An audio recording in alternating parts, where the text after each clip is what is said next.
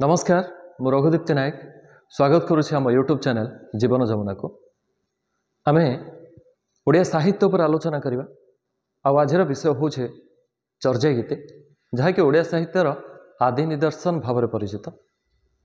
प्राग सारला जुगर सप्तम शताब्दी ठारू चतुर्दश शताब्दी पर्यंत समय मध्य चर्या गीते रचित होइछे। आम से विषय आलोचना करवा। विशेषकर पिलामानंकर अनेक गुड़ा डाउट थाए चर्या गीते कौन केमती ता विषय आज आम अति साधारण भाव में बुझापी चेष्टा करवा। चर्या कौन, तार भाषा कौन, रचयिता किए, से सब संबंध में प्रथम आसवा। चर्या कौन? चर्यार अर्थ है जहाँ आचरण बा करणीय, जहाँ करवा उचित। ये जो चर्या शब्दटा आसला कौटो ना बौद्ध धर्म नेपाल अद्यावधि तार स्थायित्व बजाय रखी। कारण नेपाल कपिलवस्तु ठारे बुद्धदेवंकर जन्म होता, तेणु बौद्ध धर्मर एक्जिस्टेंस एपर्यंत नेपाल अच्छे। नेपाल जो सिद्ध साधक माने अछंती से माने तांकर गुप्त पूजा को चर्चा बा चर्या कहते। चर्चा चर्चा शब्द परवर्ती पर्यायर चर्या आसला। एक गीत आकार पद आकार रचना कर यार नामकरण कराला चर्या गीति। अनेक क्षेत्र तार नाम चर्या चर्या कह। चर्या चर्या केमती तैयाला? चर्या युक्त अचर्य। जमती चर्या युक्त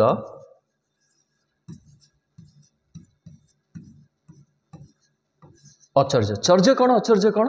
चर्या है जहाँ करवा उचित, अचर्य है जहाँ करवा अनुचित। अर्थात मोट उपर कहया गले जो सिद्ध साधक माने थिले, साधकटे निजर साधन प्रक्रिया रे कौन करवा उचित आ कौन न करवा उचित से है चर्या चर्या। तो चर्या शब्द आसी चर्चा पदरु आ पदाकार रचना कर चर्या गीति बा चर्या पद बोली कहुपर। जानिबा केमिति आसिला। बौद्ध धर्म परवर्ती समानुक्रमे महाजान और हीनजान परिणत होइछे। आउ परवर्ती पर्यायर शाखारू अनेक शाखा से आसी। आउ शेष बेल को आसी वज्रजान। वज्रजान रु आउ गोटे शाखा बाहरी सहजजान। वज्रजानर प्रतिष्ठाता होउछन्ति संबलर राजा इंद्रभूति। आउ तांको पाखरु तांको भौणी स्वर्णपुरीर सुवर्णपुरीर राजबधू लक्ष्मींकरा तांकोठु दीक्षा ग्रहण करथिले। से परवर्ती पर्यायर प्रचार कले सहजजानर। तो सर्वप्रथमे जेतेबेले बौद्ध धर्म टिके क्लिष्ट तात्विक अच्छे आ लोक मानकर लक्षण है मनीषर प्रवृत्ति है से सहज को ग्रहण करे। बौद्ध धर्मर समानुक्रमिक परिवर्तन आसिया बेले जेतेबेले सी वज्रजान रे पहुंची, वज्रजान भी से तत्व ज्ञान धारणा संबंधी तो ताहा क्लिष्ट थिबारु वज्रजान प्रतिष्ठाता इंद्रभूतिंकर भौणी लक्ष्मींकरा से कौन कहले ना, से कहले शरीर को एते कष्ट देई, आत्मा को एते कष्ट देई त्याग तपस्यार अर्थ किछि नाही। आत्मा जहाँ चाहूँचे से सहज को यदि प्राप्ति कराई दिया जाए, से जो आनंद उपलब्धि हम ताहा मोक्ष बा निर्वाण ठू अधिक। से सहज जानर प्रतिष्ठा कले। तो यही सहज जान और वज्रजानर जो सिद्ध साधक माने थिले से माने जो चर्या पद गुड़िक लिखिंट ताको कहगला चर्या गीति। एमानकर संख्या केते ना 84 जन सिद्ध साधक। से जो रचयिता माने को माने होचंती ना सही सिद्ध साधक माने होचंती जो 84 जन सिद्ध साधक एमाने रचना करछंती।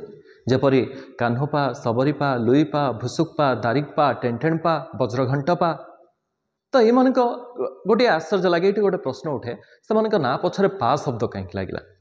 तार अर्थ है आम जानी पंचसखा जुगरे जेपरी पंचसखा माने निजको दास सांगिया जोग करथिले। अर्थात महाप्रभुंकर दासानुदास बोली से माने दास संज्ञा ग्रहण करते। जगन्नाथ दास, बलराम दास, अच्युतानंद दास, ईश्वरंत दास, जशवंत दास दास संप्रदाय अनेक दिन धरी चलिकी रही। तो ठीक से ये सिद्धाचार्य माने कौन कले ना ब्राह्मण्य वर्ग जो उच्च वर्गर संभ्रांत श्रेणी थिला, जो धर्म प्रचार थिला, से सब विरुद्ध रे बुद्धदेवंकर शरणापन्न हुए बुद्धदेवंकर पाद को अनुसरण करी बुद्धदेवंकर पादरे निजको समर्पित कले बोली से माने पाद संज्ञाटा को ग्रहण कले आ परवर्ती पर्यायर से पारे परिणत है। से आम जो तले देखा से ना है सरहपा, सबरीपा समस्त ना पछरे कौन लगी ना पा शब्दटीए जोड़ी हो जाए। तापर जानिबा चर्या गीतर भाषा। चर्या गीतर भाषा संध्या भाषा बोली कहा जाए। संध्या भाषा कहीं तार अनेक गुड़ाए कारण अच्छे, अनेक समालोचक अनेक मत दियंती भाषा को आधार करी। विशेषकर देखा गले चर्या गीतर भाषा को लेकिन अनेक आलोचना होती, वितर्क होती। तो कहीं ना चर्या गीत क्यों भाषा रचित? बंगलार बंगीय गवेषक माने कहते बंगला भाषा रचित, ओडिया गवेषक माने कहते ओडिया भाषा रचित, ठीक से परी आसाम लैंग्वेज भी से कहते आसाम भाषा रचित बोली। किंतु वास्तविक पक्षे जो समय तैयारी होता सृष्टि होती चर्या गीत सप्तम शताब्दी चतुर्दश शताब्दी अयमारंभ सप्तम शताब्दी से समय ये प्रादेशिक भाषा गुड़िक नाला। से समय से कालखंड में केवल अपभ्रंश भाषा प्रचलित थिला, पूर्वी मागधी अपभ्रंश। से अपभ्रंश भाषा प्रचलित थिला जहाँकि प्रादेशिक भाषा सहित ताल मेल बा समानता आसुथारु एमाने एपरि कहती जे ये बंगला भाषा रचित, ओडिया भाषा रचित। तो से समय जो भाषा रचित होता चर्या गीत से संध्या भाषा रचित होता। किसी समालोचक कहते जे से निर्दिष्ट स्थान रे जो जनजाति रोते संध्या जनजाति से भाषा अनुसार यार नामकरण संध्या भाषा है। आउ किछि समालोचक मान मतरे संध्यार अर्थ है संधिक्षण बा संध्या समय दिन सरे राति आरंभ हुए तार संधिक्षण।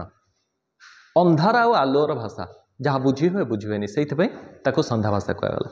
वास्तविक पक्ष देखा गले संध्या भाषार अर्थ है द्व्यर्थबोधक भाषा जार दुईटी अर्थ बा साधारण अर्थ कह गले ठार भाषा। गाँ गहली रे माँ भौणी मैंने निज निज भितर ये ठार भाषा कथा कहते। तो ये ठार भाषा द्व्यर्थबोधक भाषा अनेक दिन धरी आम संस्कृति रे परंपरा आम देखा पाई, शास्त्र देखा पाई। एपरिकी पंचसखा माने ए भाषार प्रयोग कर ऊपर गोटे भाषार अर्थ आ भितर आ गोटे अर्थ, गोटे तथ्य आ गोटे तत्व, गोटे गुह्य आ गोटे साधारण अर्थ। तो आम आलोचना करवा गोटे